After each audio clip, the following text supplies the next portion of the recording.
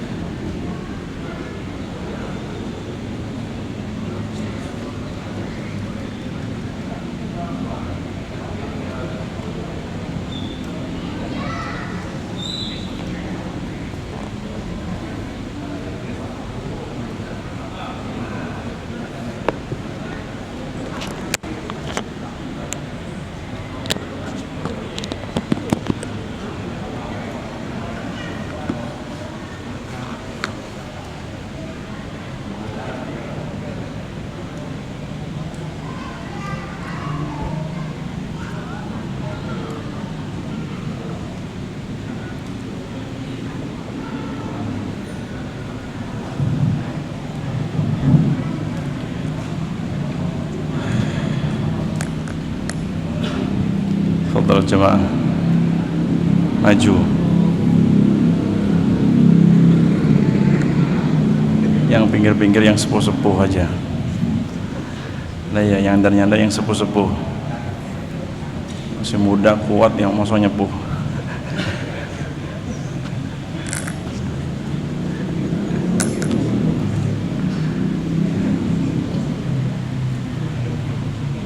Minum boleh, makan nggak boleh. Minum boleh, makan nggak boleh. Makan di rumah makan. Bismillah. Assalamualaikum warahmatullahi wabarakatuh. Alhamdulillahi rabbil alamin. Alladzi arsala rasulahu bil huda wa dinil haqq liyudhhirahu 'ala ad-dini kullihi walau karihal musyrikun.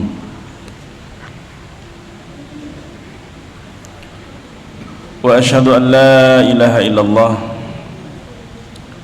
wahdahu la syarika lah wa asyhadu anna Muhammadan 'abduhu wa rasuluh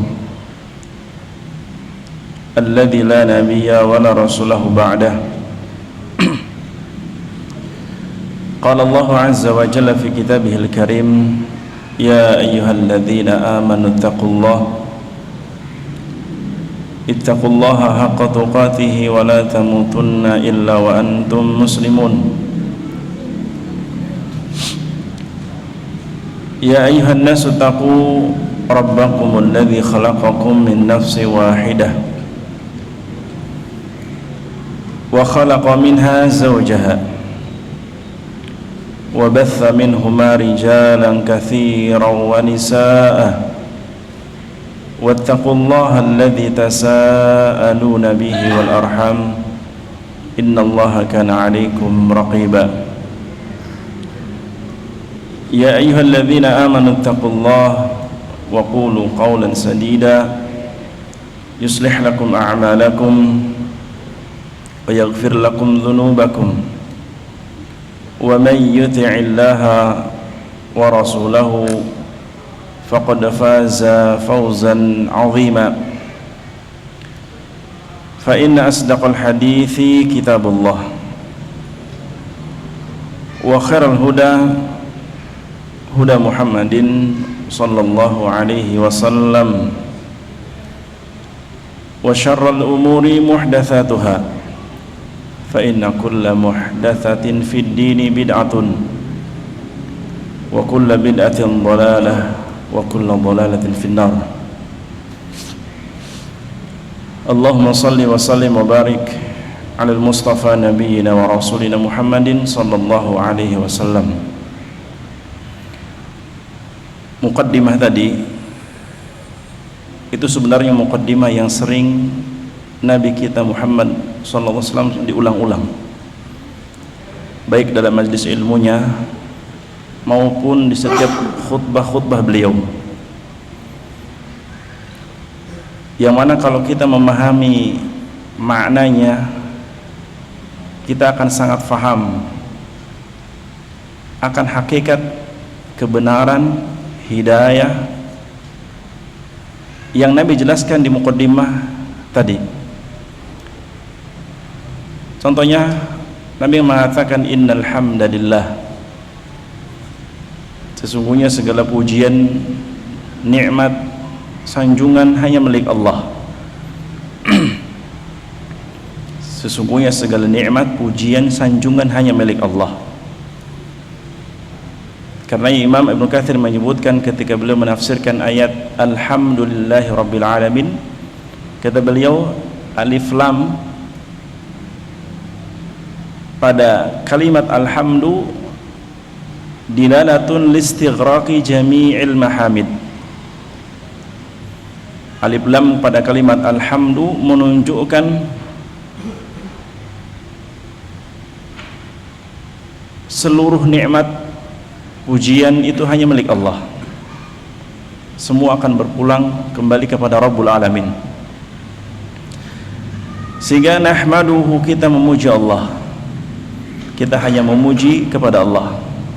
Nahmaduhu wa nasta'inuhu wa nastaghfiruh, kita memuji hanya kepada Allah, memohon pertolongan hanya kepada Allah, memohon ampunan pun hanya kepada Allah.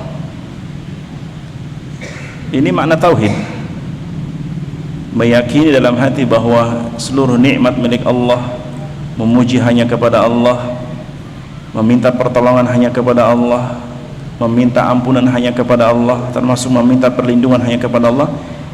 Ini tujuan tauhid dan ini inti tauhid. Wa na'udzu billahi min syururi anfusina, Nabi mengajarkan kita juga untuk berlindung kepada Allah dari syurur, keburukan-keburukan anfusina, jiwa-jiwa kita. Berlindung kepada Allah dari keburukan hati kita, karena hati seorang hamba jika tidak diberikan hidayah, dia akan condong kepada keburukan, kepada kelalaian, kepada kemaksiatan, kepada kesesatan. Maka kita berlindung dari keburukan jiwa kita tanpa hidayah Allah.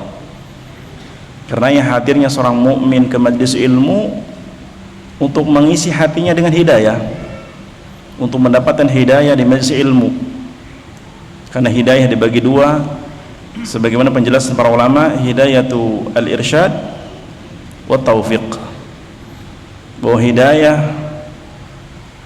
yang pertama adalah hidayatul irsyad, yaitu hidayah berupa bimbingan, berupa arahan-arahan dari Rasul, dari para ulama, atau yang melanjutkan para ulama, para nabi dan ulama yang dalam dakwah.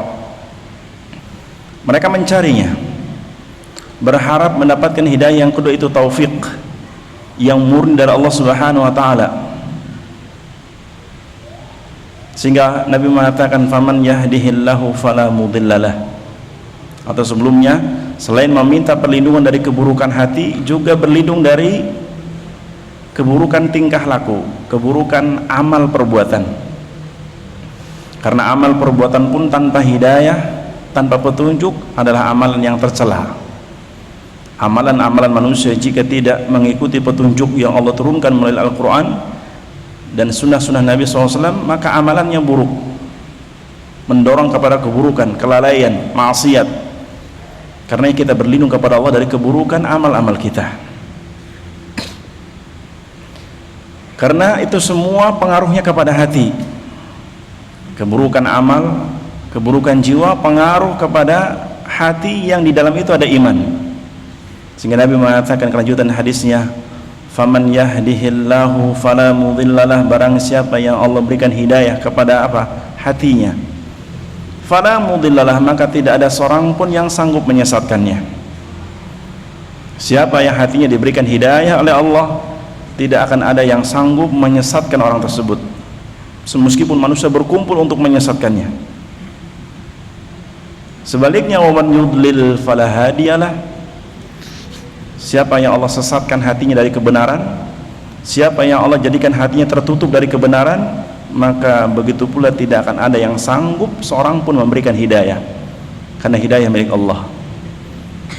Sampai Nabi kita Muhammad SAW pun tidak bisa memberikan hidayah kepada paman yang ia cintai, sehingga turunlah ayat, innaka la tahdi man ahbabta walakin Allah yahdi man yasha. Sesungguhnya engkau ya Rasul tidak bisa memberikan hidayah, dalam hal ini hidayah taufik, hidayah Islam, man ahbabta, kepada orang yang kau cintai sekalipun, walakin Allah yahdi man yasha, sesungguhnya Allah lah yang akan memberikan hidayah sesuai kehendaknya.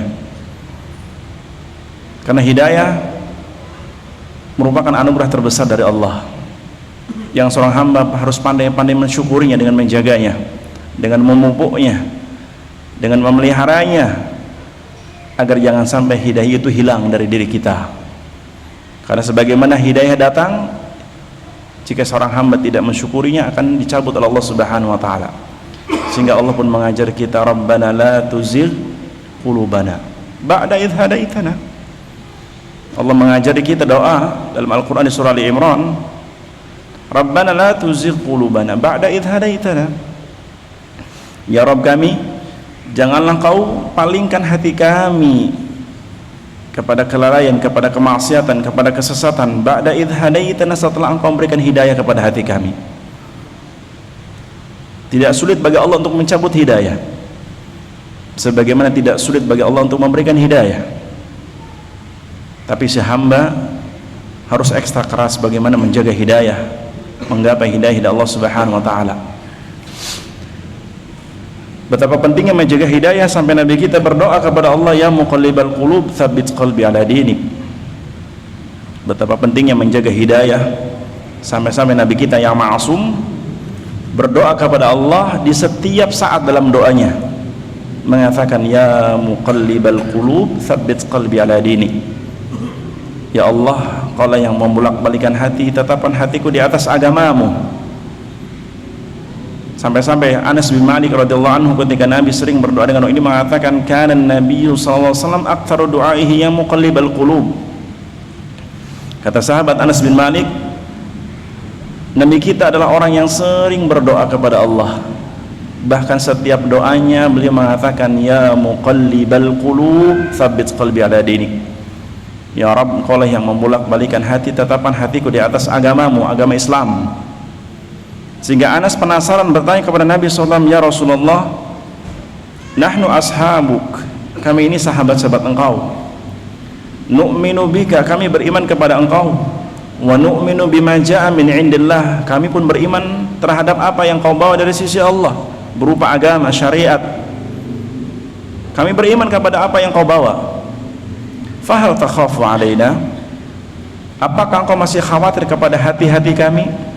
Sedangkan engkau adalah orang yang sering berdoa dengan doa tadi, ya muqallibal qulub.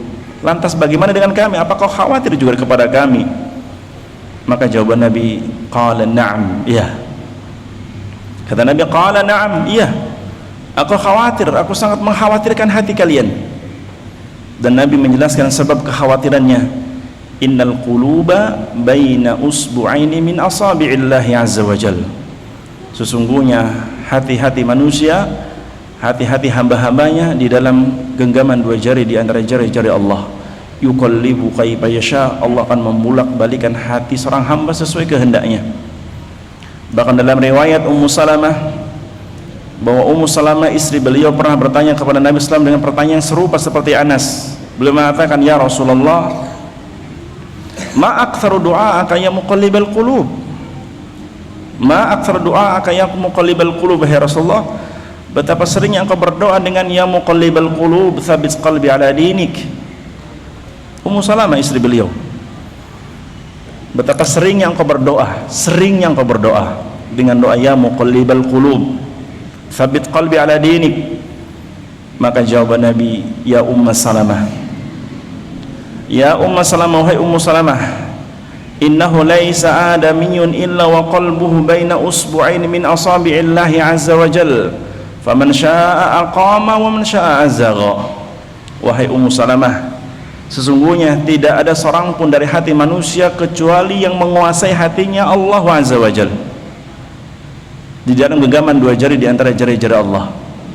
Faman syaa aqama, siapa yang Allah kehendaki hati seorang hamba, Allah istiqomahkan dia. Siapa yang Allah menghendaki seorang hamba hatinya lurus, tetap dalam hidayah, tetap dalam ketaatan, Allah pasti berikan petunjuk, Allah pasti istiqomahkan.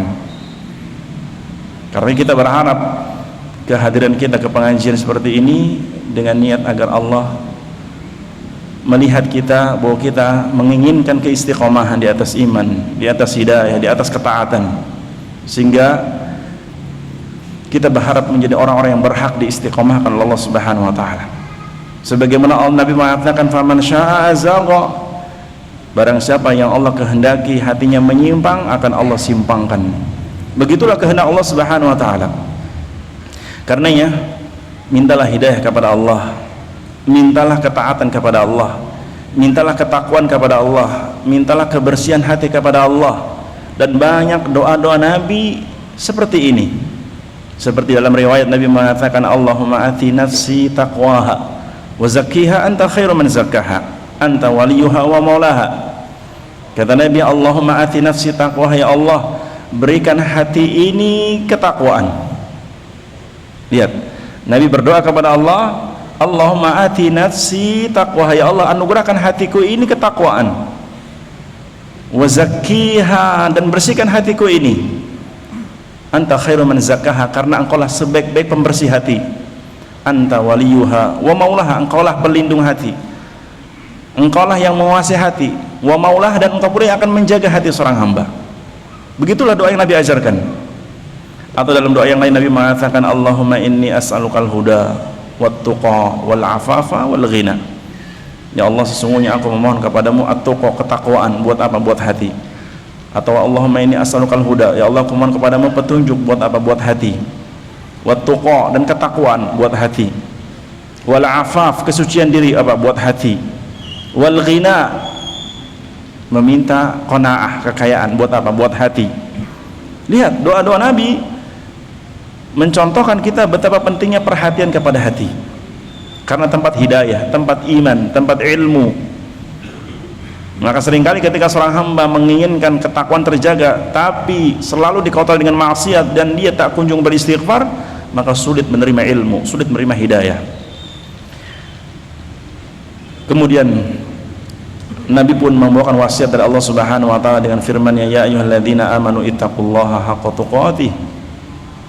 Nabi pun memberikan wasiat dengan firman Allah dalam surah Al-Imran ayat 102, ya ayyuhalladzina amanu ittaqullaha, wahai orang beriman bertakwalah kepada Allah dengan sebenar-benarnya takwa, haqqa tuqatih. Bagaimana bertakwa dengan sebenarnya? Ilmu. Pintu kebaikan setelah iman itu ilmu. Pintu kebaikan dunia akhirat setelah imannya ada ilmu.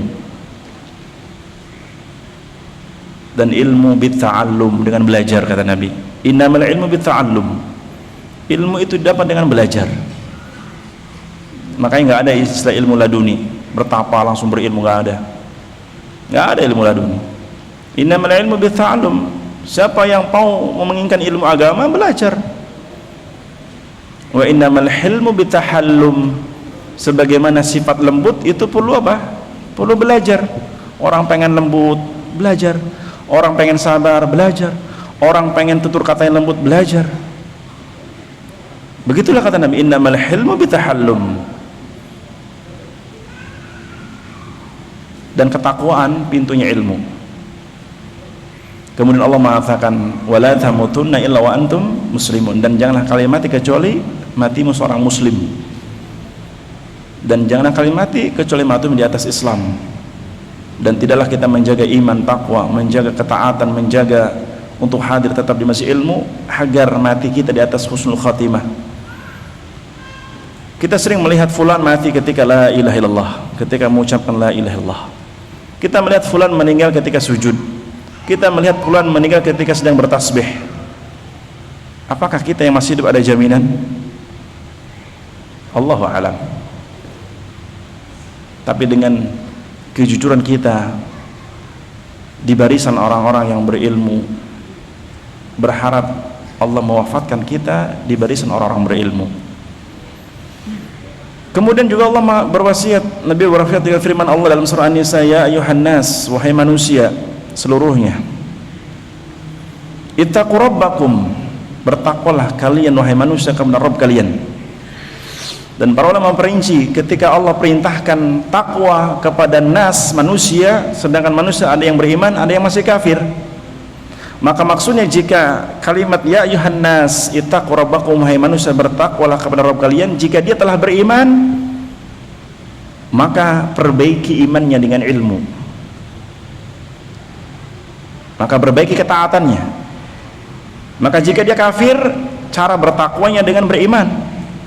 Jika dia masih kafir, cara bertakwanya dengan beriman kepada Allah, dengan segera beriman kepada Allah. Karena kunci atau pintu untuk bertakwa adalah imannya kepada Allah, menyatakan diri dengan dua kalimat syahadat. Kemudian Allah mengatakan alladzi khalaqakum min nafsi wahidah, Allah lah Rabb kalian yang telah menciptakan kalian dari satu jiwa, Nabi Adam alaihissalam. Bahkan wa khalaqa minha zawjaha, Allah ciptakan dari Adam Hawa, istrinya, karena manusia kedua Hawa. Bahkan dari Adam dan Hawa Allah mengembangbiakkan keturunannya, wa batha minhuma rijalan katsiran wa nisaa, Allah perkembangbiakkan anak cucu Adam setelahnya dari jenis laki-laki maupun perempuan yang banyak. Karena yang seluruh manusia min Adam, enggak ada dari kera. Seluruh manusia dari Adam, nggak ada dari monyet, sebagaimana Darwin kafir mengatakan demikian, dan disumpalkan di pelajaran mata pelajaran di negeri kita ini supaya mengakui bahwasannya kita dari karena naudzubillah. Ya, kita min Adam, wa Adam min turab, kita dari Adam, asal cucu dan Adam dari tanah. Karena Allah mengatakan, ingat bahwa Allah lah yang telah menciptakan kalian dari satu, awalnya manusia itu Adam, dan Allah mengembangbiakkan kalian setelah Adam menjadi anak cucunya, ada yang menjadi kelamin laki-laki maupun perempuan yang banyak. Sehingga Allah ingatkan, wattaqullah, bertakwalah kalian kepada Allah, bertakwalah kalian kepada Allah, alladzi tasaaluna bihi wal arham, dengan ketakwaan kalian bisa menjaga rahim kalian, nasab kalian. Kata Allah, dengan kalian bertakwa, dengan ketakwaan akan terjaga nasab kalian. Dengan ketakwaan kepada Allah akan terjaga nasab kalian, terjaga keturunan kalian, terjaga hubungan silaturahim. Dengan apa? Dengan takwa. Jika tidak bertakwa, maka alamat susah dan tidak akan bisa menjaga nasab. Karena ketika Nabi Hud, Nabi Nuh berdoa kepada Allah tentang anaknya, inna ibni min ahli, sesungguhnya anakku keluargaku. Allah menjawab, innahu laysa min ahlik, sesungguhnya anakmu bukan dari keluargamu. Allah menjawab tentang doa Nabi Nuh, innahu laysa min ahlik, anakmu bukan dari keluargamu. Innahu amalun ghairu saleh, karena anakmu tidak beramal saleh, anakmu tidak bertakwa, anakmu tidak beriman, maka dia bukan keluargamu. Lihat, menunjukkan bahwa menjaga nasab, menjaga keturunan dengan takwa, dan menjaga takwa dengan ilmu. Kemudian Allah mengatakan, innallaha kana 'alaikum raqiba, sesungguhnya Allah menyaksikan semua yang kalian perbuat. Dan juga Nabi berwasiat dengan firman Allah dalam surah Al-Ahzab 7172, ya ayyuhalladzina amanu ittaqullaha wa qulu qawlan sadida. Kata Nabi SAW, wahai orang-orang yang beriman, bertakwalah kepada Allah dan ucapkan dengan lisanmu ucapan yang benar, ucapan yang landasnya iman, ucapan yang landasnya ilmu, ucapan yang baik, mengajak kepada iman dan takwa. Jika tidak, diamlah. Man kana yu'minu billahi wal yaumil akhir falyaqul khairan aw liyasmut, kata Nabi. Siapa yang mengaku dalam hatinya iman kepada Allah dan hari akhir, maka lisannya ucapkanlah ucapan yang benar, atau tidak bisa diam.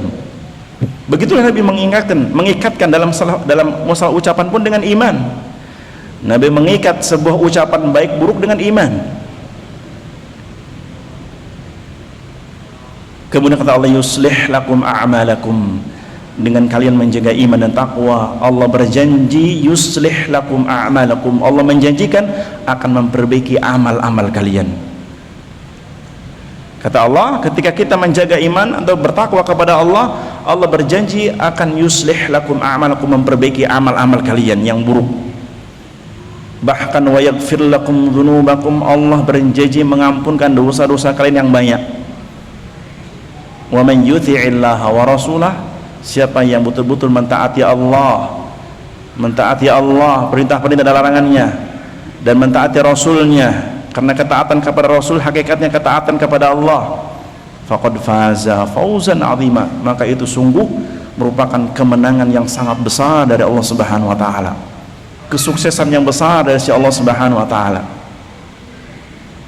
Itulah cermin generasi sahabat tabi'in dan tabi'ut tabi'in, cermin keberuntungan generasi sahabat tabi'in tabi'ut tabi'in ketika mereka menjaga iman dan takwa mereka kepada Allah. Itu simah mereka, ciri khas mereka. Dan Nabi mengingatkan pula dalam sabdanya, fa inna asdaqal hadithi kitabullah, wa fi riwayah fa inna ahsanal kalami kalamullah. Kata Nabi, sesungguhnya sebaik-baik hidayah, sebenar-benar ucapan adalah ucapannya Allah, itu Al-Quran. Al-Quran kalamullah. Dan kita pernah bahas di bab tentang Al-Quran dulu. Al-Quran kalamullah, dan sebaik-baik ucapan kalamullah. Karena ketika Al-Quran dibacakan kepada kalian, fastami'u lahu wa ansitu, kata Allah.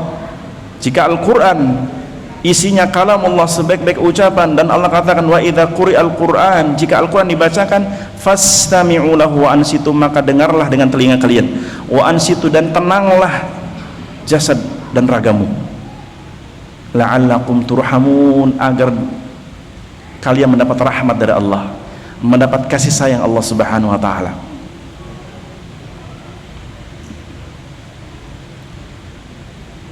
Wa khairal hadi hadi Muhammadin SAW, dan Nabi mengatakan sebaik-baik petunjuk Nabi Muhammad, karena petunjuk Nabi Muhammad itu dari Allah, petunjuk yang Nabi bawa itu dari Allah.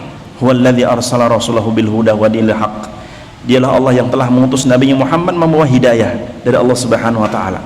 Qul inna hudallahi wal huda, katakan bahwa petunjuk Allah itulah sebenar-benarnya petunjuk dan yang membawa Nabi kita Muhammad SAW.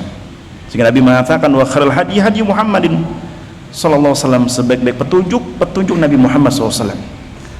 Wa syarrul umuri muhdatsatuha, dan seburuk-buruk perkara dalam agama yang diada-adakan, muhdats. Wa kullu muhdatsatin fid dini bid'ah, setiap perkara yang diada-adakan dalam agama namanya bid'ah. Dan ini sabda Nabi, wa kullu bid'atin dhalalah, dan setiap bid'ah itu kesesatan, enggak ada kebaikan sebagian. Wa kullu bid'atin dhalalah, setiap bid'ah itu kesesatan, kata Nabi. Wa kullu dhalalatin finnar, dan setiap orang-orang yang sesat atau kesesatan tempatnya di neraka jahanam.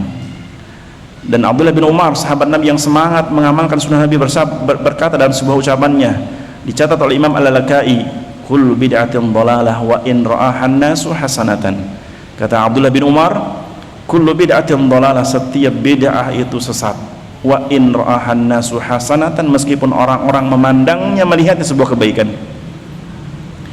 Para jamaah Allah Subhanahu wa taala, di pertemuan kali ini kita melanjutkan pembahasan tentang mengenal tabi'in dan sekelumit tentang kisah para tabi'in.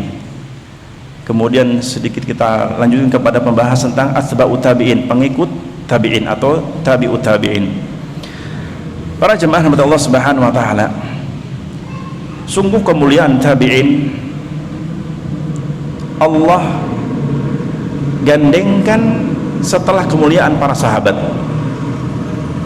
Kemuliaan tabi'in, kemuliaan para tabi'in Allah gandengkan, Allah ikatkan setelah kemuliaan para sahabat. Dan dalilnya sudah sering kita sebutkan. Contoh dalam surah At-Taubah ayat 100, was-sabiqunal awwaluna minal muhajirin wal ansar walladzina tabauhum, dan orang-orang yang pertama-tama masuk Islam dari kalangan kaum muhajirin, itu para sahabat Nabi dari Makkah, wal ansar, dan sahabat-sahabat kaum Ansar yang mereka asli penduduk Madinah, muhajirin dan ansar. Kemudian Allah ikatkan setelahnya walladzina tabauhum, dan orang-orang yang mengikuti mereka, mengikuti kaum muhajirin dan ansar, itu tabi'in, bi ihsan, dengan kebaikan, mengikuti akidah mereka, mengikuti amalan mereka, mengikuti bagaimana mereka berakidah. Dan Allah menjanjikan mereka semua keridhaan. Artinya para tabi'in pun jika mereka komitmen mengikuti para sahabat dalam iman, dalam ibadah, dalam amal saleh, mereka pun mendapatkan ridho dari Allah Subhanahu wa taala. Dengan cara tadi, ittiba'nya dengan ihsan, dengan cara yang baik. Begitu pula ayat ini kepada at-tabi'ut tabi'in, pengikut para tabi'in seterusnya sampai hari kiamat. Sampai di zaman kita, sampai hari kiamat, siapapun yang komitmen mengikuti generasi pertama dalam iman dan amal saleh, mereka akan mendapatkan keridhaan Allah. Bahkan orang-orang sebelum para sahabat, siapa? Ahlul kitab. Bahkan orang-orang sebelum sahabat, itu para ahlul kitab, jika mereka beriman sebagaimana imannya para sahabat, artinya mau beriman sebagaimana berimannya para sahabat, dan para sahabat generasi setelah mereka kan, karena ahlul kitab sebelum para sahabat mengikut siapa? Musa dan Isa, Bani Israel.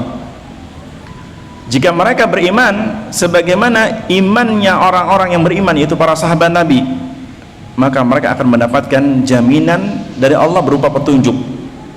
Karena yang Allah berfirman dalam surah Al-Baqarah di ayat ke-137, kata Allah, fa in amanu bimithli ma amantum bih. Lihat, sampai pun generasi sebelum para sahabat. Kalau setelah para sahabat wajar dan sudah menjadi kelumrahan bahwa generasi setelah sahabat harus mengikuti para sahabat. Lebih tegas lagi Allah menyebutkan orang-orang sebelum sahabat. Siapa tadi? Ahlul kitab. Allah menjanjikan dalam surah Al-Baqarah ayat 137, fa in amanu, jika mereka beriman. Siapa mereka di sini? Ahlul kitab. Bukan tafsirnya ahlul kitab. Jika mereka orang-orang ahlul kitab yang turun kepada mereka Taurat dan Injil betul-betul beriman, bimithli amantum, sebagaimana imannya kalian wahai para sahabat, faqadih tadau, mereka pasti mendapat petunjuk dari Allah. Lihat, ini orang sebelum para sahabat kan lazimnya mengikuti apa? Ke atas kan, bukan ke bawah. Tapi Allah pun mengikat orang-orang sebelum para sahabat, yaitu orang-orang ahlul kitab, jika mereka betul-betul beriman sebagaimana imannya kalian wahai para sahabat, generasi setelah mereka, faqadih tadau, pasti mereka pun mendapat petunjuk sebagaimana Allah berikan petunjuk kepada kalian. Tapi kata Allah, wa in tawallau, jika mereka berpaling, sombong, tidak mau peduli, fa innamahum fi syiqaq. Lihat, Allah sampai menjanjikan jika mereka berpaling, tidak mau beriman sebagaimana imannya para sahabat, fa innamahum fi syiqaq, pasti mereka ada dalam pertentangan, dalam perselisihan. Syiqaq, permusuhan di antara mereka. Ini janji Allah, pasti mereka akan dalam permusuhan di antara mereka. Maka lihat sejarah, dan Allah mencatat dalam Al-Quran bahwa orang-orang Bani Israel banyak membunuh para nabi. Jangankan di antara mereka, para nabi mereka dibunuh. Para nabi mereka dibunuh.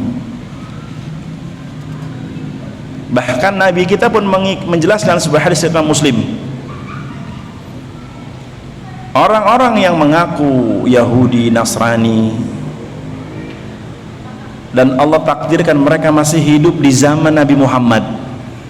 Allah takdirkan mereka pengikut Yahudi, Nasrani, atau yang mengklaim mengikuti Nabi Musa dan Nabi Isa, dan Allah takdirkan umurnya sampai di zaman kerasulan Nabi kita Muhammad SAW, dan mereka mendengar Rasul Nabi kita Muhammad, mendengar dakwah Nabi, mendengar ajakan Nabi kepada Islam, syariatnya, tapi mereka tak mau beriman sampai mati. Mereka dipastikan penghuni neraka jahanam.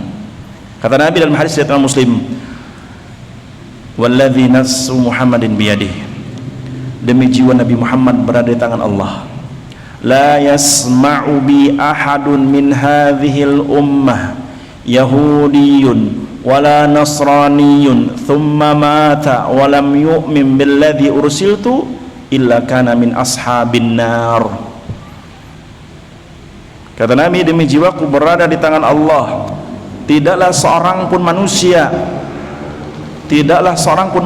yang mendengar dakwahku, mendengar kerasulanku, seorang pun dari manusia, artinya yang hidup di zaman Nabi, yang hidup ketika Nabi diangkat menjadi Rasul, dan dia mendengar kerasulanku, mendengar dakwahku, meskipun dia sebelumnya seorang pengikut Musa, Yahudi atau Nasrani, dia mengklaim sebagai pengikut Nasrani, dan dia mendengar dakwah Nabi Muhammad, mendengar Rasul Nabi Muhammad, thumma mata, kemudian orang ini mati di zaman Rasul Nabi Muhammad, dan matinya walam yu'min billadzi ursiltu bih, sampai matinya tidak mau beriman kepada kerasulanku, illa kana min ashabin nar, kecuali dia menjadi penghuni neraka jahanam.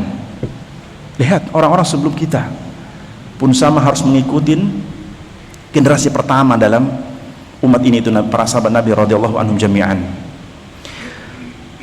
Karena para jamaah umat Allah Subhanahu wa taala, sebagaimana kita bahas di sempat yang lalu bahwa para tabi'in mereka adalah orang-orang yang beriman sezaman dengan para sahabat, artinya tidak bertemu Nabi SAW, sehingga mereka dikatakan tabi'in. Dan keutamaan mereka banyak. Tadi surah At-Taubah, atau dalam hadis Sayyidina Bukhari, Nabi mengatakan khairun nasi qarni thumma alladhina yalunahum, thumma alladhina yalunahum, sebaik-baik manusia adalah yang hidup di zamanku, yaitu para sahabat. Dan Nabi mengikat setelahnya thumma alladhina yalunahum, dan orang-orang yang mengikuti setelahnya itu tabi'in. Thumma alladhina yalunahum, kemudian yang mengikuti setelahnya itu tabi'ut tabi'in. Nanti kita sebutkan penafsiran hadis ini sebagaimana disebut oleh para ulama, di antara Ibnu Hajar, Ibnu Katsir tentang hadis ini, bahwa mutlak yang dimaksud qarni para sahabat, kemudian yalunahum setelahnya tabi'in, yalunahum setelahnya tabi'ut tabi'in. Dan banyak para ulama menjelaskan akan hal ini. Contoh di sini, contohnya Ibnu Katsir menyebutkan, atau Al-Hafidz Ibnu Hajar menyebutkan bahwa at-tabi'i huwa man laqiya sahabah, tabi'i adalah orang yang bertemu sahabat. Adapun tabi'ut tabi'in man laqiya as-sahabah, man laqiya at-tabi'in. Sedangkan tabi'ut tabi'in adalah orang-orang yang mengikuti tabi'in, pengikut sahabat. Bahkan contoh lain, Imam Al-Iraqi menyebutkan wa atba'ut tabi'in humul ladzina laqu at-tabi'in. Imam Al-Iraqi, seorang ulama hadis yang mengarang kitab Alfiyah fil Hadis, beliau menyebutkan bahwa atba'ut tabi'in humul ladzina laqu tabi'in, pengikut tabi'in adalah orang-orang yang bertemu para tabi'in. Atba' artinya pengikut, at-tabi'in ya tabi'in, pengikut, orang yang pengikut, maksudnya pengikut sahabat, pengikutnya sahabat, maksudnya tabi'ut tabi'in. Walam yudriku sahabah, atba'ut tabi'in, pengikut para tabi'in adalah orang-orang yang tidak bertemu dengan para sahabat radhiyallahu anhum jami'an. Dan kemarin kita sebutkan contoh-contoh nama-nama para sahabat yang kemarin kita sebutkan. Yang paling terkenal Sayyid Ibnu Musayyib, ya, hampir di setiap kitab-kitab para ulama, khairu at-tabi'in Sayyid Ibnu Musayyib. Nanti kita sebutkan cerita beliau, ada sedikit sekelumit cerita tentang Sa'id Ibnu Musayyib. Sedangkan dia atba'ut tabi'in, di antara nama-nama atba'ut tabi'in yang dikenal oleh para ulama, maksudnya dikenal dengan keilmuan, kewaraan, kezuhudan dan sebagainya, di antaranya Imam Ats-Tsauri. Imam Ats-Tsauri, para ulama menyebutkan bahwa pengikut tabi'in atau atba'ut tabi'in yang dikenal di zamannya, terkenal dengan keilmuan, kewaraan dan sebagainya, adalah Imam Ats-Tsauri. Yang kedua Imam Malik. Imam Malik generasi apa? Tabi'ut tabi'in. Kemudian Imam Rabi'ah. Kemudian Imam Ibnu Hurmuz. Kemudian Imam Al-Hasan ibn Saleh. Kemudian Imam Abdullah ibn Al-Hasan. Kemudian Imam Ibnu Abi Layla. Kemudian Ibnu Syubrumah. Kemudian Imam Al-Auza'i. Itu diantara nama-nama atba'ut tabi'in yang dikenal oleh para ulama, dikenal keilmuan, ketakwaan dan kewaraannya.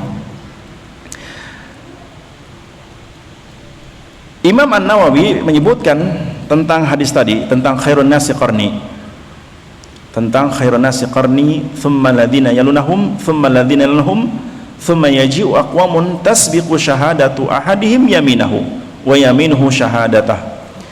Hadis ini dicatat oleh Imam Bukhari Muslim dari sahabat Ibnu Mas'ud. Beliau menuturkan Nabi SAW bersabda khairun nasi qarni, sebaik-baik manusia adalah yang sezaman denganku. Syekh Al-Albani rahimahullah menyebutkan ada sebagian lafaz yang sering dibawakan oleh para dai, biasanya apa? Khairul qurun. Lafaznya bukan khairun nas tapi khairul qurun. Beliau mengatakan bahwa hadza la sahhahu, tidak sahih. Lafaz yang sering dibawakan orang khairul quruni qarni, sebaik-baik generasi, enggak. Yang sahih adalah lafaz khairun nas, sebaik-baik manusia, qarni, yang sezaman denganku. Tsumma alladzina yalunahum, kemudian orang-orang yang mengikuti setelahnya. Tsumma alladzina yalunahum, dan yang mengikuti setelahnya, berarti dua kali. Yalunahum. Kemudian yang keempat, Nabi menyebutkan tsumma yaji'u aqwamun tasbiqu syahadatu ahadihim yaminah. Kemudian akan datang di generasi keempat sekelompok orang yang persaksiannya mendahului sumpahnya. Ya, persaksiannya mendahului sumpahnya, dia bersaksi tanpa diminta. Wa yaminuhu syahadatu, atau dia bersumpah sebelum bersaksi. Ini kaum setelahnya. Bahkan sebagian para ulama muncul di generasi keempat itu orang-orang lebih mendominasi apa? Kemunafikan. Karenanya Imam An-Nawawi dalam syarah tentang hadis ini beliau mengatakan as-sahih anna qarnahu sallallahu as-sahabah. Kata beliau, yang benar memang bahwa zaman yang sezaman dengan Nabi SAW adalah sahabat. Wathani, dan yang kedua at-tabi'un. Ya, karena bisa jadi tabi'in juga hidup di zaman Nabi. Seperti contoh kemarin coba, Uwais Al-Qarni hidup di zaman Nabi tapi tidak bertemu Nabi.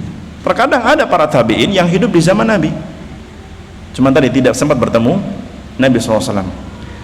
Wathalis, sedapun yang ketiga tabi'uhum, dan yang mengikuti mereka, dan yang mengikuti apa? Mereka, itu tabi'ut tabi'in.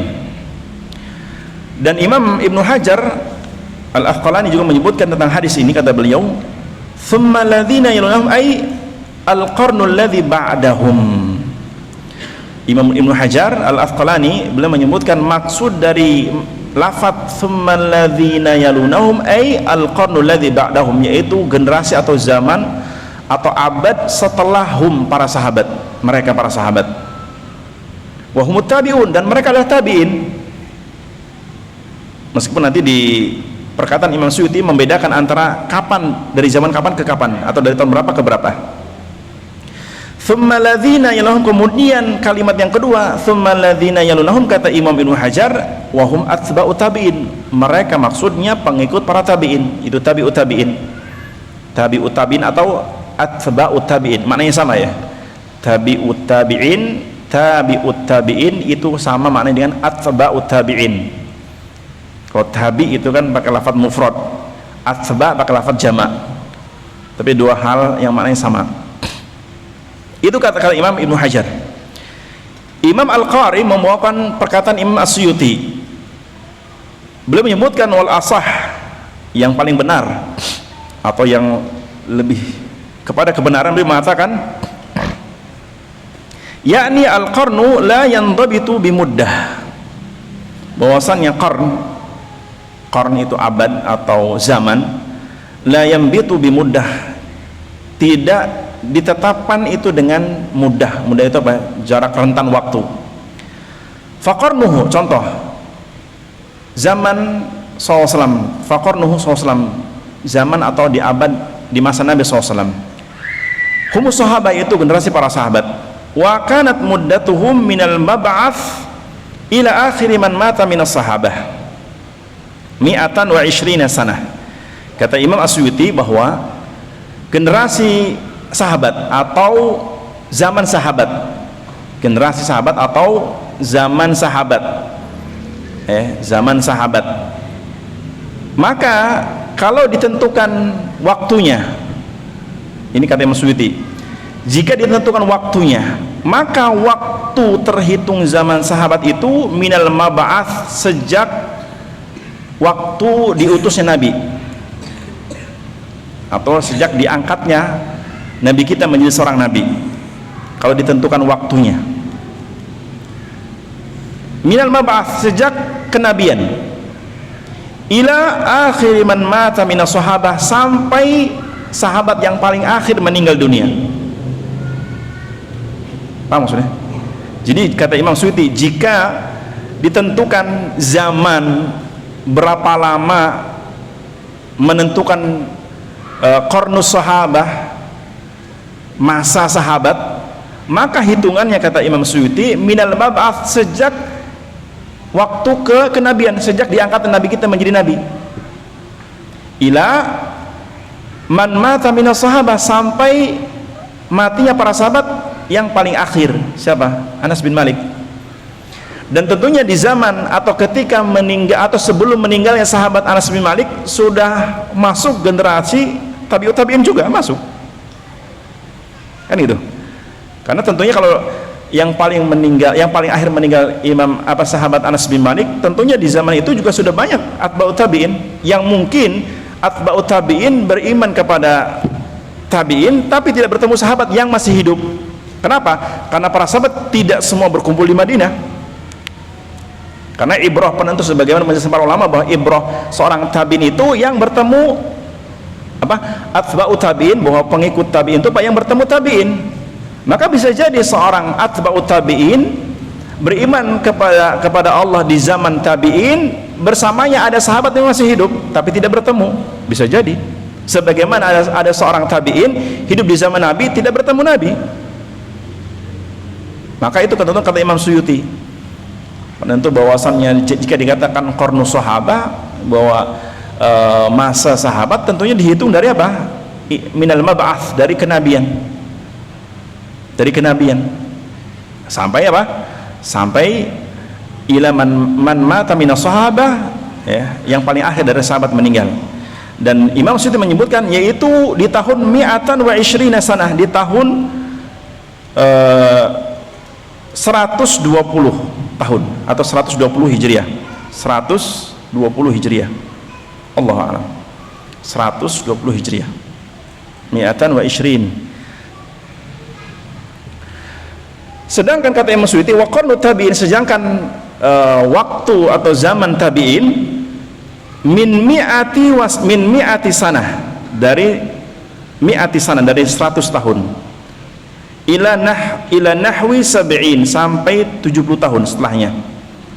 Min mi'ati sanah, dari 100 tahun sampai 70 tahun setelahnya. Berarti berapa? 170, gitu, 170 tahun. Baik. Wa qarnu atba'ut tabi'in, sedangkan masa zaman atba'ut tabi'in, pengikutnya para tabi'in, jika dihitung dengan waktu, min thamma ila nahwil 20 wa mi'atain, yaitu dari 100 berapa tadi? 170 ila nahwi al-20 wa mi'atain, sampai 220 tahun. Allah a'lam bishawab. Itu kata Imam As-Suyuti.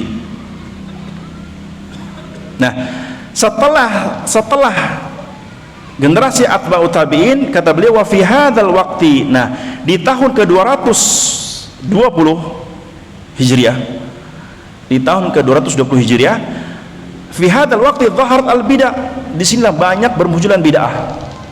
Artinya merebaknya seperti jamur, itu di tahun, kata beliau, kata Imam Suyuti, di tahun 220 Hijriah merebaknya, mulai menjamur. Itu di tahun segitu ya, di tahun segitu. Maka jangan heran di tahun sekarang. Itu di tahun segitu 220 Hijriah merebak, kata Imam Suyuti, luar biasa. Bermunculan ahlul bid'ah dan paham-paham kelompok-kelompok bid'ah. Zaman sekarang jangan heran. Iya, jangan heran. Ya. Ini penuturan Imam Suyuti. Bahkan zuhuran fashian, ya, munculnya seperti apa? Seperti jamur, ya, hampir kayak jamur habis hujan. Itu kata Imam Suyuti, penutur Imam Suyuti, luar biasa. Makanya Imam As-Suyuti punya kitab berjudul Al-Bid'ah. Saya punya kitabnya, Masya Allah. Isinya tentang masalah bid'ah, mendeteksi apa itu bid'ah. Dan insya Allah nanti pembahasan kelanjutan kita akan membahas ini. Setelah pembahasan ini kita akan membahas siapa ahlu sunnah, manhum ahlu sunnah. Apa ciri-ciri mereka? Apa nama-nama mereka? Setelahnya otomatis akan kita bahas man ahlul bid'ah. Wa masimatum, dan apa ciri-ciri mereka? Semoga Allah panjangkan umur. Dan beliau mengatakan wa atlaqatil mu'tazilah alsinatah. Bahkan di zaman itu di mana orang-orang Mu'tazilah sangat berani dengan lisan-lisan mereka. Artinya apa? Terang-terangan dengan lisan mereka orang Mu'tazilah.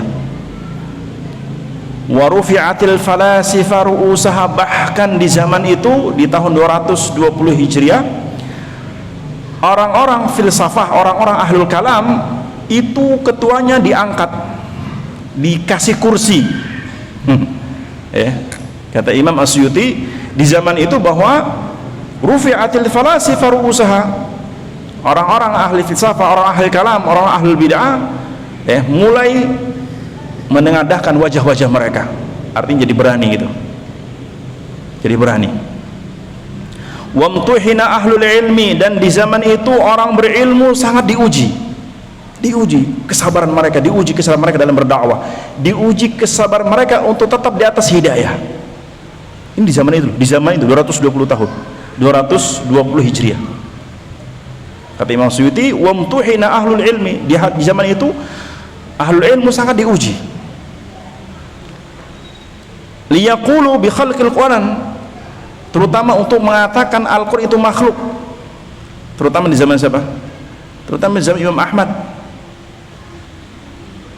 Karena di zaman Imam Ahmad sebenarnya banyak ulama yang pemahaman akidah sama seperti Imam Ahmad, dan mereka semua dipanggil dan semua disuruh mengatakan Al-Quran makhluk. Ada sebagian yang mengatakan secara lisan tapi hatinya tidak, dan semua meninggal karena siksaan.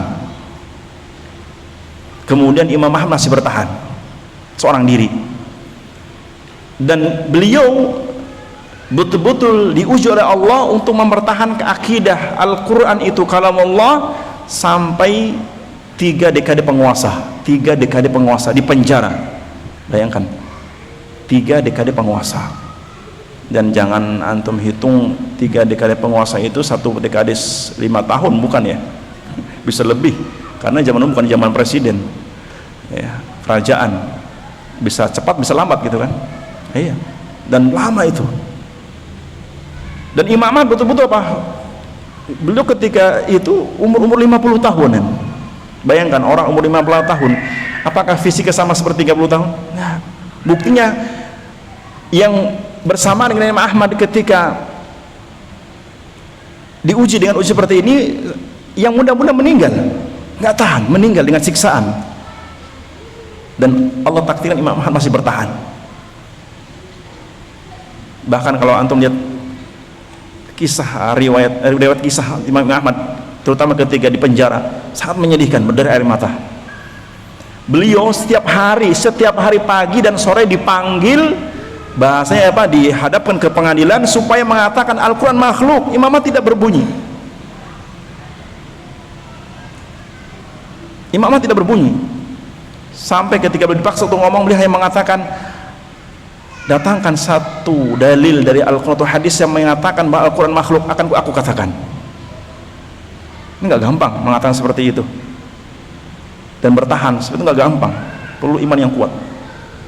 Sampai pernah ada kisah juga riwayat, saya lupa namanya, ketika Imam Ahmad dengan siksaannya begitu kuat dan begitu sudah lemah tubuhnya, kemudian ada seorang perampok, saya lupa namanya, di penjara bersama dengan Imam Ahmad, dan perampok ini muslim,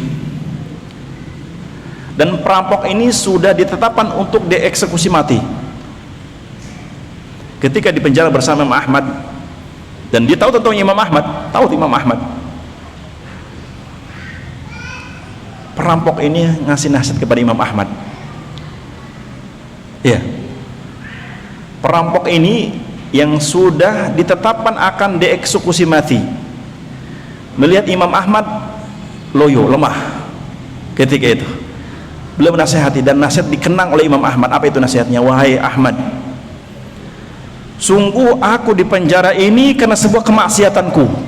dalam rangka bermaksiat kepada Allah, aku merampok, dan aku ditetapkan untuk dieksekusi mati di hari esok, dan aku bisa bersabar,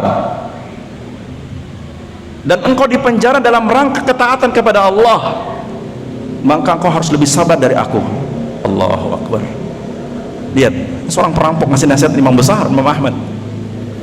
Wahai Ahmad, sungguh aku dipenjara karena sebuah kemaksiatan kepada Allah, aku merampok, dan aku sudah ditetapkan untuk dieksekusi mati. Sedangkan engkau dipenjara karena ketaatanmu kepada Allah, karena menjaga akidah yang benar, maka engkau harus jauh lebih bersabar ketimbang aku. Allahu Akbar. Sudah lagi ketemu. Akhirnya apa?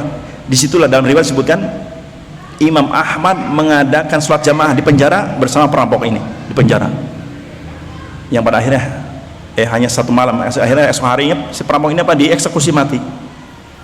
Dan Imam Ahmad kemudian diadili lagi, mengatakan, dipaksa mengatakan Al-Quran makhluk, dan beliau tidak bergeming, yang pada akhirnya dengan izin Allah beliau selamat setelah berganti penguasa yang condong kepada ilmu dan sunnah.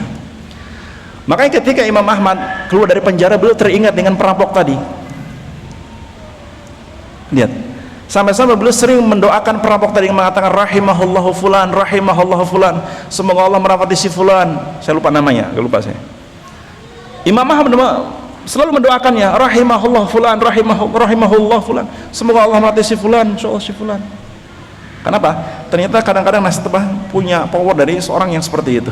Dan betul Imam seolah seperti mendapatkan air segar, bertahan untuk tetap mengatakan Al-Quran kalamullah. Ya. Sehingga kata Imam Suyuti, di zaman itu orang-orang yang berilmu betul-betul diuji, terutama diuji ketika masa itu untuk mengatakan Al-Quran itu makhluk, sedangkan ya hak Al-Quran kalamullah, dan banyak dalilnya. Ya. Dan kata Imam Suyuti, di zaman itu thumma yafshul kadhib, kedustaan merebak di mana-mana. Ya, itu kata Imam As-Suyuti rahimahullahu taala. Karena para jamaah rahmat Allah Subhanahu wa taala, sedikit sekelumit tentang kisah tabi'in yang semoga menjadi pelajaran bagi kita, bahwa pada kehidupan tabi'in juga ada banyak ibrah, pelajaran. Sebagaimana kita mengambil pelajaran dari para sahabat, meskipun tadi bahwa keutamaan para sahabat di atasnya tabi'in, tapi kita pun bisa mengambil pelajaran kisah hidup para tabi'in dan tabi'ut tabi'in, dan juga para tabi'ut tabi'in. Satu contoh umpamanya disebutkan oleh para ulama tentang, kalau kita mau membahas ya, bahwa pelajaran yang bisa kita ambil dari kehidupan para sahabat, tabi'in, tabi'ut tabi'in, terutama dari apa? Dari komitmen yang mereka di atas hidayah. Karena menjadi barometer utama kebaikan para sahabat, tetapnya hati mereka di atas hidayah yang hak. Itu yang paling utama. Bersabarnya di atas hidayah yang hak, di atas kebenaran hak, itulah yang menjadi pelajaran utama bagi kita. Betapa pentingnya bercermin kepada kehidupan para salafus saleh. Karena pernah mengatakan, jika dimutlakan kalimat salafus saleh, maka maksudnya 3 generasi pertama. Karena yang pernah mengatakan, jika dimutlakan siapa yang dimaksud salafus saleh, maka jawabannya sahabat, at-tabi'un, atba'ut tabi'in. Dan para ulama sepakat, tidak ada yang khilaf di antara mereka. Jika dimutlakan ditanya siapa sih generasi salafus saleh, maka jawabannya 3 generasi pertama yang disebut dalam hadis Bukhari Muslim tadi, sahabat, tabi'in, tabi'ut tabi'in. Dan pada 3 generasi ini banyak pelajaran yang bisa kita ambil. Sehingga maksud Imam Imam Malik yang mengatakan sebuah ucapannya bahwa lan yaslihu hadhil ummah illa ma aslaha awaluha, tidaklah umat ini menjadi baik kecuali mengikuti generasi pertama.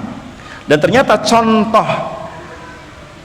teladan kita dalam mengikuti generasi pertama siapa? Tabi'in tentunya kan. Contoh teladan dalam mengikuti generasi pertama, jawabannya tabi'in. Dan contoh teladan juga dalam mengikuti generasi tabi'ut, generasi apa? Tabi'in, tabi'ut tabi'in. Dan itulah yang Allah yang Nabi sebutkan dalam hadis, thumma ladina yalunahum, atau khairun nasi qarni thumma ladina yalunahum thumma ladina yalunahum. Sedangkan yang keempat, Nabi tidak menyatakan tsummal ladzina yalunahum. Dalam hadis Bukhari Muslim menyebutkan tsumma yaji'u qauman. Yang keempat, Nabi menyebut akan datang sekelompok manusia tadi, tasbiqu syahadatu yaminahu, persaksian yang mendahului apa? Sumpahnya. Ini artinya bahwa di zaman generasi keempat ini banyak kedustaan, bermunculan ahlul bid'ah. Meskipun tidak dinafikan di zaman keempat ada tabi'ut tabi'in juga, tapi bahasa apa? Persentasenya tidak sebanyak ahlul bid'ah di zaman itu, ketika itu. Nah, sehingga kata para ulama, banyak pelajaran yang bisa kita ambil dari generasi para atau salafus saleh, dari generasi apa? Salafu as-saleh. Contoh mamanya kita lihat di generasi tabi'in.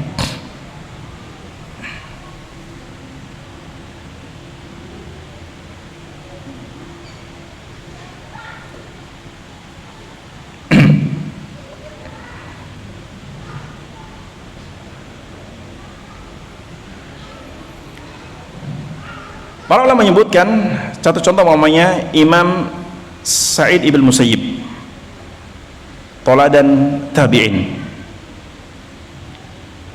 toladan tabi'in. Ada pelajaran yang dicatat oleh para ulama tentang kehidupan seorang tabi'in bernama Sa'id ibn Musayyib, bahwasannya Asya at-tabi'i ismuhu Sa'id ibn Musayyib fi ahdi al-Umayyin, bahwasannya seorang tabi'in, seorang tabi' Sa'id ibn Musayyib, beliau hidup di masa Umayyin, khilafah Umayyin, dan beliau menyaksikan bagaimana terjadi pembunuhan, terjadi pertikaian di zaman itu. Dan beliau wara'a min Abdul Malik ibn Marwan bu'duhu an syariatillah, bahwa Sa'id ibn Musayyib melihat ketika penguasa bernama Abdul Malik ibn Marwan, bahwa penguasa yang bernama Abdul Malik ibn Marwan di zamannya adalah seorang penguasa yang jauh dari syariat Allah, sehingga sikap beliau farafadha ala mubayatihi, beliau menolak untuk membaiat Abdul Malik ibn Marwan, penguasa yang jauh dari syariat Allah. Beliau menolak, sehingga Abdul Malik ibn Marwan marah. Wa indaha arsala Abdul Malik ibn Marwan kitaban liwaliyil Madinah ya'muruhu fihi bi an yajlida Sa'id ibn Musayyib 50 jaldah. Sehingga ketika itu Abdul Malik ibn Marwan menulis surat kepada penguasa Madinah, karena Sa'id ibn Musayyib tinggal di Madinah. Menulis surat memerintahkan penguasa Madinah untuk mencambuk Sa'id ibn Musayyib sebanyak 50 cambukan. Karena apa? Karena nggak mau baiat, karena nggak mau baiat kepada apa? Abdul Malik ibn Marwan. Apa yang terjadi? Penguasa Madinah pun apa? Nggak mau harus menuruti keinginannya, dan dicambuk. Bahkan tidak hanya itu, Abdul Malik ibn Marwan tidak hanya menyuruh untuk mencambuknya, bahkan wayatufu bihi arja al-Madinah, setelah dicambuk supaya apa? Diseret atau dikeliling di penduduk Madinah. Idza rafadha al-mubayyah, jika tetap tidak mau membaiat Abdul Malik ibn Marwan, dan tetap sampai di Madinah, Sa'id ibn Musayyib tetap tidak mau, yang pada akhirnya tetap dia dicambuk, dan dia tetap sabar. Allahu Akbar. Gak gampang seperti itu. Bahkan dalam kisah yang lain disebutkan, beliau hidup di masa-masa banyak tersebar fitnah. Memang di zaman beliau banyak tersebar fitnah. Meskipun beliau hidup di zaman sahabat, tapi beliau pun mengalami hidup-hidup di zaman penguasa-penguasa yang jauh dari syariat Allah Subhanahu wa taala. Dan beliau terkenal istiqamah di atas kebenaran, terkenal ketakwaannya, terkenal kezuhudannya, terkenal kewaraannya. Maka kita sebutkan di pertemuan yang lalu, jika disebutkan man afdalut tabi'in, pasti perlu mengatakan Sa'id ibn Musayyib. Kita sebutkan di pertemuan yang lalu bahwa hampir jika para mengatakan siapa afdalut tabi'in, pasti para mengatakan Sa'id ibn Musayyib, karena ketinggian ilmunya ketika itu, dalamnya ilmunya, ketakwaannya, kewaraannya, kezuhudannya, dan sebagainya. Ada juga kisah yang lain seperti kisah Umar bin Abdul Aziz, terkenal juga Umar bin Abdul Aziz. Dan saya pernah menyebutkan bahwa Umar bin Abdul Aziz ini beliau lahir dari keturunan Umar ibn Khattab. Pun pernah tahu kisahnya bahwa Umar ketika menjadi khalifah, ronda malam mendengar dua orang wanita sedang bertengkar, penjual susu. Ibunya nyuruh mencampurkan susunya dengan air, putrinya tidak mau. Ketika dikatakan, wahai putri, sudah campur susu kita dengan air, kata putri itu, la ya ummah, inna Umar nahana an dzalik, sungguh Umar melarang kita untuk itu. Maka ibu mengatakan, fa inna Umar la yadri, Umar nggak tahu. Na'am Umar la yadri, walakin Rabba Umar yadri. Ya Allah, Umar tidak tahu, tapi Rabbnya Umar tahu. Dan Umar ketika sedang nguping, maka Umar menyuruh kepada yang menemaninya, tandai rumah ini. Keesokan harinya kan Umar memanggil anak-anak laki-lakinya, ya Asim, ya Abdullah ta'al, sungguh aku telah mendapatkan seorang wanita salehah. Siapa yang berani menikahinya sekarang? Sekarang. Nggak nunggu tahun depan, keburu diambil orang, dan keburu nggak sabar orang. Ya. Jika kalian tidak ada yang maju, ayah akan maju. Dan itu sahih riwayatnya. Jadi kalau bahwa ibadah nikah itu nggak boleh ithar. Tahu ithar? Tahu ithar? Ithar itu mendahulukan orang lain ketimbang dirinya. Mendahulukan orang lain ketimbang dirinya dalam ibadah tidak. Kecuali fil muamalah, dalam hal muamalah. Illa bainal ab wa ibni, kecuali antara anak dengan ayah. Dalam hal sifatnya apa? Ya ini pernikahan. Makanya Umar mengatakan, jika kalian tidak maju, ayah akan maju menikahinya, bersaing dengan anaknya, kan gitu. Makanya perempuan itu kayak mutiara, tapi yang soleha ya. Dan betul, wanita ini mutiara. Sehingga akhirnya Umar menikahkan dengan putranya Asim. Dan tahukah antum, dari pernikahan putra Umar, Asim ibn Umar, dengan wanita ini lahirlah di antara cucu-cucunya Umar bin Abdul Aziz. Ya, Umar bin Abdul Aziz. Dan kalau kita melihat sejarah para ulama tentang siapa Umar bin Abdul Aziz, sering para ulama menyanjung Umar bin Abdul Aziz Khalifatul Rasyidin al-Khamisah. Sering para ulama mengatakan bahwa Umar bin Abdul Aziz Khalifah ar-Rasyidin yang kelima, jika benar dikatakan demikian. Kenapa? Karena terkenal alimnya, keilmuannya, terkenal ketakwaannya, terkenal kewaraannya, terkenal kezuhudannya. Karena ada kisah menarik di sini tentang Umar bin Abdul Aziz. Lagi.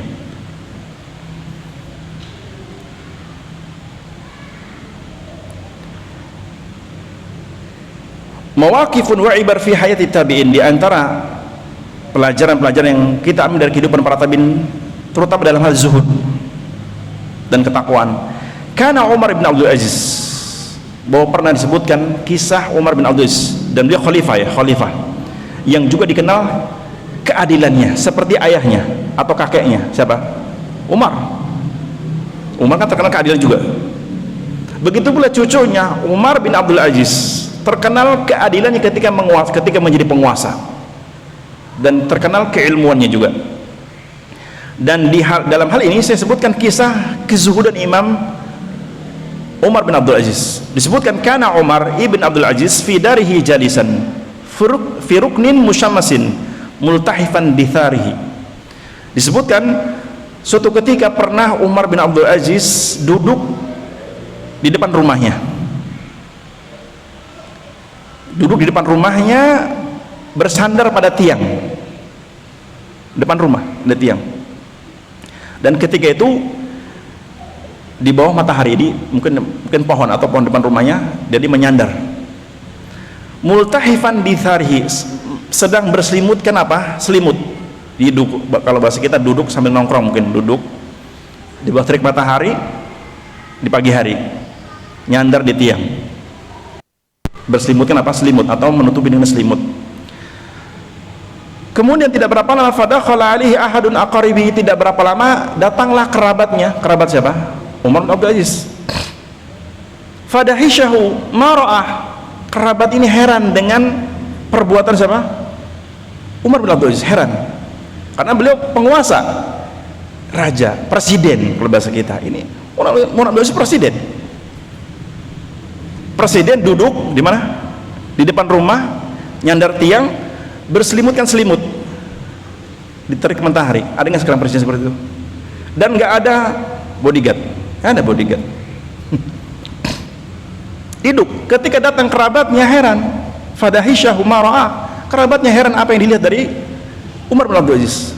Wa dhanna anna amiral mu'minina, karena julukan Umar bin Abdul Aziz juga apa? Dijuluki Amirul Mukminin sebagaimana kakeknya. Kan kalau Abu Bakar khalifatu apa? Rasulullah. Umar Amirul Mukminin. Nah, cucunya tadi Umar bin Abdul Aziz juga digelari ketika menjadi penguasa Amirul Mukminin. Sehingga kerabatnya menyangka anna Amirul Mukminin Umar bin Abdul Aziz marid, menyangka kerabatnya sedang sakit. Kenapa bahasa kita ya, kerubutan gitu ke depan rumah sambil jemur gitu kan disangkanya sakit. Ini penguasa loh, bukan tukang es, bukan tukang somai. Ini penguasa. Di pagi hari disangka kerabatnya sedang sakit, berjemur gitu kan. Maka apa yang terjadi? Falamma sa'alahu an halihi, akhirnya kerabatnya bertanya tentang keadaannya. Kenapa engkau gitu kan?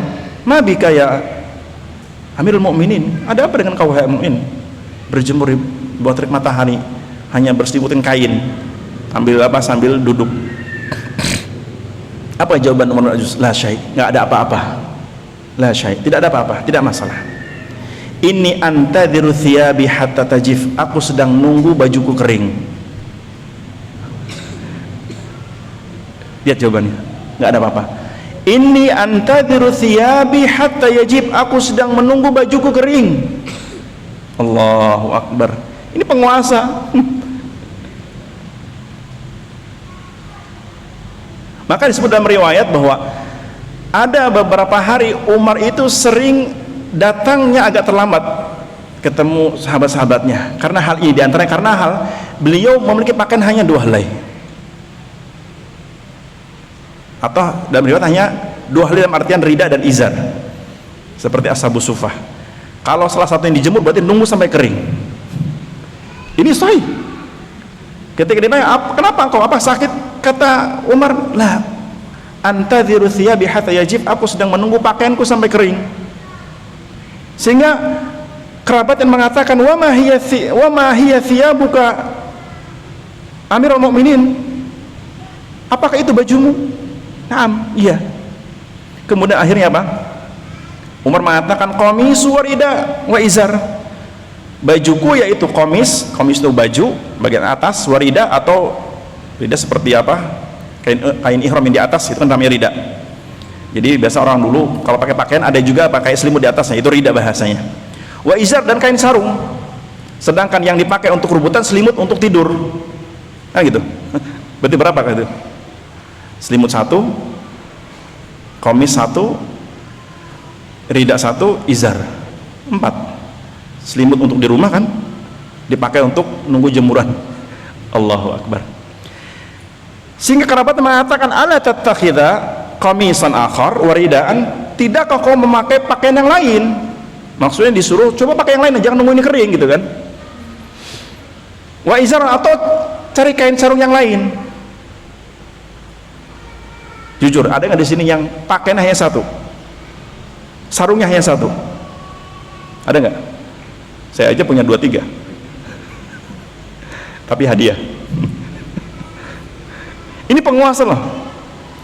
Sehingga kata kerabatnya, coba pakai pakaian yang lain, jangan nunggu ini kering loh. Apa jawaban Umar? Qad kana lidzalik tsumma tamassaqa, betul aku punya baju selain ini tapi sudah sobek, nggak terpakai, sudah nggak bisa dipakai. Berarti yang bisa dipakai yang mana? Yang sedang dijemur. Dan dia sedang nunggu baju dijemur tadi. Apa yang terjadi? Sehingga kerabatnya mengatakan lagi, ala tattakhidha siwaha, tidakkah kau cari yang lain? Artinya coba cari yang lain gitu kan, atau bahasa coba beli gitu kan, atau intinya pakai yang lain lah. Dikiranya punya baju selain itu, tapi intinya beliau hanya punya tadi sarung, rida, komis. Apa jawaban Umar bin Abdul Aziz ketika disuruh kerabatnya untuk memakai baju yang lain atau membeli yang lain? Maka fa'atraqa Umar ra'sahu, maka Umar pun Ibn Abdul Aziz menundukkan kepalanya. Beliau menundukkan kepalanya. Thumma ajshaha bil buka, kemudian sesenggukan nangis. Disuruh apa? Sama kerabatnya pakai baju yang lain gitu kan, dan dia menundukkan kepalanya. Kemudian tidak berapa lama terdengar sesenggukan nangisnya beliau. Wa ja'ala yuradidu, sambil menangis sesenggukan beliau mengulang-ulang ayat tilkad darul akhiratu naj'aluha lil ladzina la yuriduna 'uluwan fil ardi wala fasada wal 'aqibatu lil muttaqin. Itu surah Al-Qasas ayat 83. Sambil nangis seorang khalifah bernama Umar bin Abdul Aziz disuruh memakai pakaian yang lain. Sambil nangis beliau membacakan ayat surah Al-Qasas 83 yang berbunyi tilkad darul akhirah, negeri akhirat itu, naj'aluha lil ladzina la yuriduna 'uluwa, negeri akhirat itu kami jadikan bagi orang-orang yang tidak menyombongkan diri dan tidak berbuat kerusakan di muka bumi ini. Wal 'aqibatu lil muttaqin, dan kesudahan yang baik adalah milik orang-orang bertakwa. Lihat, artinya terkenal kezuhudan seorang khalifah. Para jamaah Allah Subhanahu wa taala. Dan banyak kisah-kisah yang lain seperti Uwais Al-Qarni, bagaimana baktinya beliau kepada ibunya. Sampai Rasulullah berpesan kepada Umar, jika datang seorang laki-laki dari Yaman bernama Uwais, datanglah kepadanya, mintakan dia untuk memohonkan ampun untuk engkau wahai Umar. Menuju apa? Keutamaan Uwais atau sahabat-sahabat atau tabi'in yang lain. Dan banyak kisah para tabi'in juga atba'u tabi'in akan kebaikan mereka dalam segi akidah mereka, segi ibadah, ketakwaan, kezuhudan dan sebagainya. Dan begitu pula atba'u tabi'in adalah pengikut tabi'in, generasi yang juga Nabi memuji mereka akan kebaikan mereka, sehingga kita pun berhak mengambil pelajaran dari kisah-kisah para atba'u tabi'in. Barakallahu fikum, mungkin ini yang dapat saya sampaikan di kesempatan malam hari ini. Dan dengan ini kita selesai membahas tentang mengenal tabi'in dan atba'u tabi'in, karena atba'u tabi'in tidak jauh dari tabi'in. Ya, insyaallah di pertemuan yang akan datang kita membahas tentang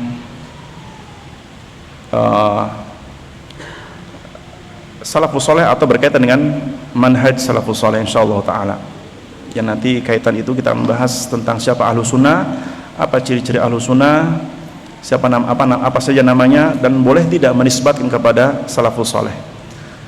Wallahu a'lam bishawab. Ada pertanyaan? Nggak ada.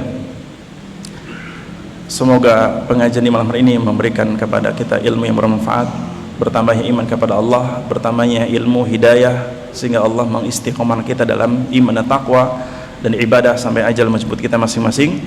Barakallahu fikum wa astaghfirullah li wa lakum. Semoga Allah mengampuni saya dan anda sekalian dari seluruh dosa. Subhanakallah bihamdik, asyhadu an la ilaha illa anta, astaghfiruka wa atubu ilaik. Assalamualaikum warahmatullahi wabarakatuh.